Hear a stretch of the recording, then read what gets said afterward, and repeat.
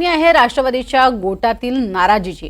राष्ट्रवादीच्या वर्धापन दिनाच्या कार्यक्रमात छगन भुजबळ यांनी उघडपणे नाराजी पुन्हा एकदा व्यक्त केली आहे। भाषणात बोलताना भुजबळांनी माझी मतं मलाही पडली नाहीत असं वक्तव्य केलंय। त्यामुळे ओबीसींनी आपली ताकद महायुतीला दाखवून दिली का असा सवाल विचारला जातोय। नाशिकच्या जागेवरनं त्यांनी माघार घेतल्यानंतर भुजबळ समर्थक समता परिषद पदाधिकाऱ्यांनी उघड नाराजी व्यक्त केली होती आणि त्यानंतर त्यांनी हे भाष्य केलंय। एकीकडे आपण बघितलेलं होतं हेमंत गोडसे यांना चांगलाच पराभवाला सामोरं जावं लागलं होतं आणि हा पराभव ज्यावेळेला झाला तेव्हा त्याची कारण मीमांसा काढली गेली। त्यावेळेला जिथे जिथे राष्ट्रवादीचे आमदार आहेत त्या सर्व राष्ट्रवादीच्या आमदारांच्याच गोटातनं कमी मतं मिळाली हे स्पष्ट झालं होतं। दिंडोरीमध्ये सुद्धा भारती पवार यांना अत्यल्प मतं ही राष्ट्रवादीचे आमदार असलेल्या विभागात मिळाली होती।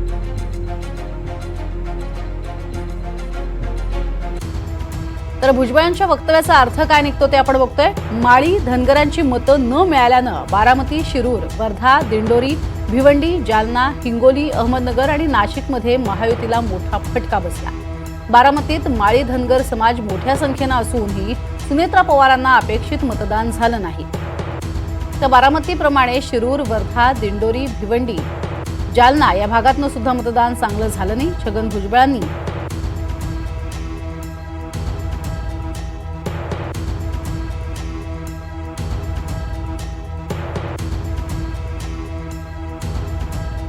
अधिक माहिती घेऊयात। आमचे प्रतिनिधी प्रांजल कुलकर्णी सध्या आपल्या सोबत आहेत। प्रांजल, नेमकं काय म्हणणं आहे भुजबळांचं? त्यांना एक प्रकारे दाखवून द्यायचंय की ओबीसी समाज जो आहे, म्हणजे यापूर्वी जो अर्थातच माहिती निघत होती की ओबीसी समाज हा रुष्ट झालेला आहे भाजपवरती आणि इथे त्यांनी स्वतःलाच म्हटले की माझीच मतं माझ्या लोकांनी दिलेली नाहीत असंही त्यांनी सुतवाच केले। काय नेमकं त्यांना म्हणायचंय?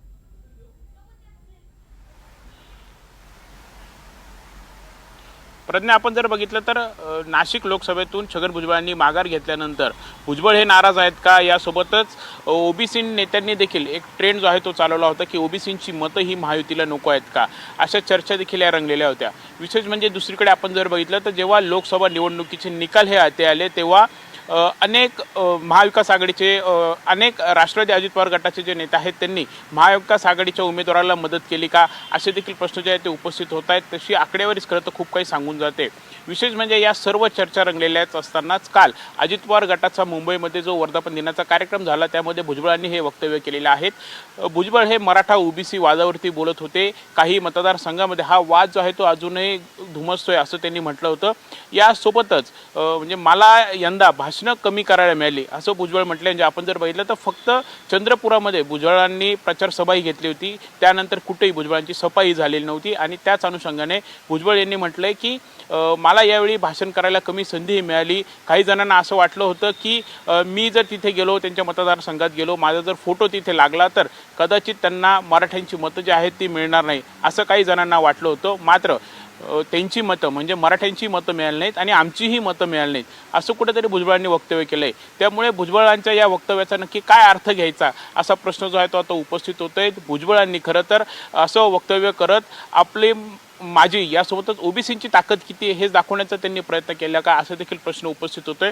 आपण जर बघितलं तर नाशिक, बारामती, वर्धा यासह म्हणजे जवळपास 8 ते 9 हे लोकसभा मतदारसंघ आहेत जिथे ओबीसींची ताकद जी आहे ती मोठी आहे। म्हणजे भुजबळांनी खरं तर जेव्हा जरांगे फॅक्टर हा चर्चेत होता, जरांगे मराठ्यांसाठी खरं तर लढा देत होते, तेव्हाच भुजबळांनी जागोजागी ओबीसींचे मोर्चे घेतले, ते सभा या घेतल्या होत्या आणि ओबीसींसाठी त्यांनी आवाज हा उठवला होता आणि त्यामुळेच कुठेतरी म्हणजे जिथे जिथे या सभा झाल्या होत्या तिथे तिथे ओबीसींची मतं जी आहेत ती महायुतीच्या नेत्यांना कमी पडली का असा प्रश्न जो आहे तो उपस्थित होतोय।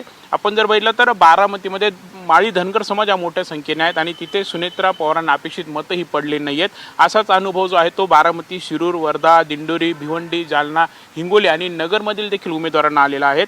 यासोबतच आपण जर बघितलं तर भुजबळांना जेव्हा भुजबळांनी माघार घेतल्यानंतर ओबीसींची मतं नको आहेत का असे देखील आशयाचे होर्डिंग ठिकठिकाणी बघायला मिळाले होते।